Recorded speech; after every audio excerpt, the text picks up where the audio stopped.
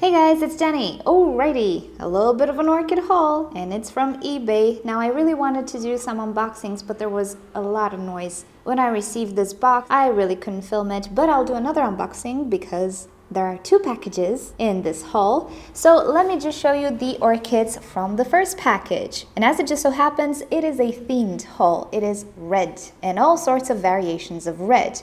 So there we go. The first one that I purchased was a Masdevallia, and this is the beautiful, exquisite Masdevallia ignea. And as you can see, it is red like the fire. Red and orange, actually. There are quite a few variations as far as I understand from the internet. You can find this orchid with more red, but I absolutely prefer this gorgeous orange and red. It's so saturated in reality, the color. Just look at this. It's not my camera. I actually don't have settings for enhancing colors or anything, and I don't use them. I use a Canon camera, which I prefer because it renders colors really, really nice, but I'm not enhancing the colors. This is what the camera picks up, and this is the actual color. When you look at it, it's just so striking. Beautiful Masdevallia and amazingly healthy plant, as you can see. I have another flower spike. There it is, this one, which hopefully will develop. This orchid came with blooms. Now I purchased another Masdevallia because I have so much success with this one, incredibly enough, and she needs a shower. Never mind that I really wanted to see if it's just this plant that is a hardy hybrid, although the parents are cold growers, and really this one should not do well for me. So I wanted to see if this is a hardy hybrid or it has to do with the way I grow it, with the clay medium. Right now, as you can see, they are next to something that provides humidity and cool air. Things got pretty warm around here, so I'm trying this out. I'll talk about this thing in a different video. It's from IKEA. So yeah, I wanted to try out some other Masdevallias and put them in clay medium, see how they do, and hopefully, if all goes well, then I think I can attribute the success in my tropical climate to the use of clay, which just so happens to stay cool. Masdevallias generally are cool growers or cold growers, and they need humidity, which clay does provide, also cool temperatures, and especially their root system needs to stay cold and moist all the time. Sounds like a great recipe for clay, right? Well, that's what I am testing right now. I want to see if the other Masdevallia is just a fluke or it does indeed have to do with the medium that I'm using. Only way to find out is by purchasing some other Masdevallias. And this absolutely caught my attention. I'm telling you, the colors are so striking, even in reality, that it's absolutely fantastic. Now, this Masdevallia is not fragrant, but who needs it really? And the quality of the plant that I received is pretty damn good. Now, you might already guess, I purchased this one from Orchid Man from the Netherlands. Transport was super fast this time. It spent 4 days on transport. I purchased 2 orchids. You'll see the second one. They both arrived in perfect condition, tip-top condition. Flowers also resisted.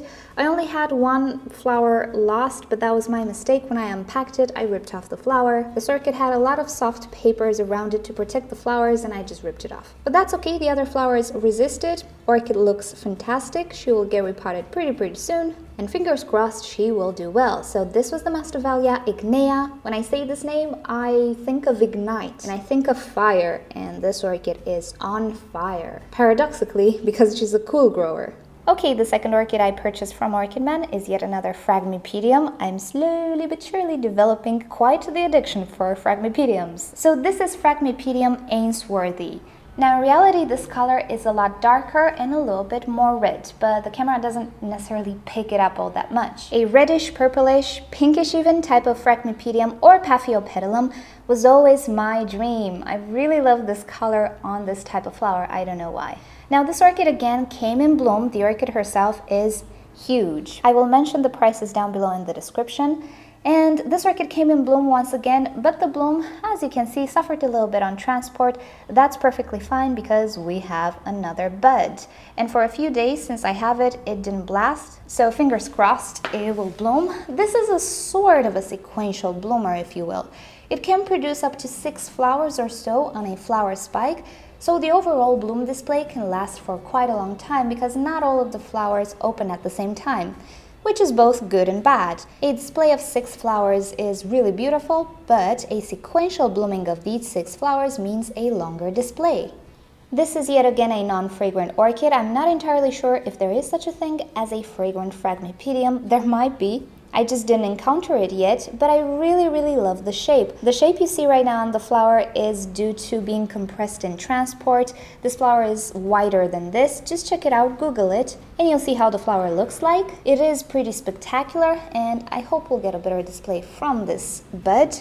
But the orchid herself is fantastic. I'm counting 5 or 6 fans already, which are pretty big. So this orchid might want to bloom from another big fan. I'm not sure. I hope so. Medium inside looks good. This orchid does not look dehydrated. I will not repot it just yet. I just want to see if the other flower wants to open. And if you didn't know, I did purchase 2 more Phragmipediums in the past from this seller. The beautiful Popoe. There we go. Sneak peek. Beautiful boy. And also this guy. This is the Bessay hybrid, the Memoria de Clemens, doing fantastically well. The new growths are starting to take off as well. There are a lot of them in between the existing fans. They're developing. Nothing actually died on this orchid. I don't see new root tips, but the roots that I can see, they're somewhere in the pot, are doing okay. It's pretty hard to tell because the roots are brown. But this orchid is doing well for me so far. The other one, the Popoe, it's just a fantastic plant once again. So yeah, I had all the courage in the world to try another Phragmipedium, and I do have the trust that the seller does have quality orchids for more than decent prices. Alrighty, so the next package that I purchased was from the second favorite seller that I have, and it's Catasetum 2. It did not arrive yet, but with the magic of YouTube, we shall teleport in the future to the day where I get the package from Poland as well. So if you guys are ready, let's go. 2, 3, presto, the second package arrived. So this is a package from Poland from my second favorite seller on eBay, Catasetum 2. And here we should have another 2 orchids, obviously in the same theme. Let's see. Okay, this should be the big one. I'm gonna unpack this after the tiny one. And ta-da! Oh, she's a little dehydrated, but that's okay, to be expected. And this is the Masdevallia herradurae. I think this is how you pronounce it. Yep, yet another Masdevallia orchid. It is a beautiful dark red Masdevallia with a fragrance. It is supposed to smell a bit like cinnamon, at least this is what some people suggest. So of course it was quite a good offer. This is not a big orchid. Generally, it is not a big orchid, but this particular one is not completely mature. So we have a new leaf sprouting here. I think she's in good condition, but the orchid is pretty wobbly. This one will get repotted ASAP, I think today. There's really no point in letting this be. But yeah, this is quite exciting. The shape of this Masdevallia is a little bit different. It has longer petals and sepals. The flowers are really tiny, but the fragrance is supposed to be quite powerful. So yet again, a test plant. I really do want to see if Masdevallias will do okay in my environment. However, this particular Masdevallia is supposed to be a warmer grower than the other 2. So with this one, I should have a little bit more success. If this is an orchid suited for warmer climates, that's great. If it is fragrant, all the better. So really excited about this one because as you can see, it's a miniature space-saving orchid, tiny little orchid. I'm happy with this. It was pretty cheap as well. And the last orchid that we have here, this is a bigger one, and it's not a new species, but I always wanted something like this. Always.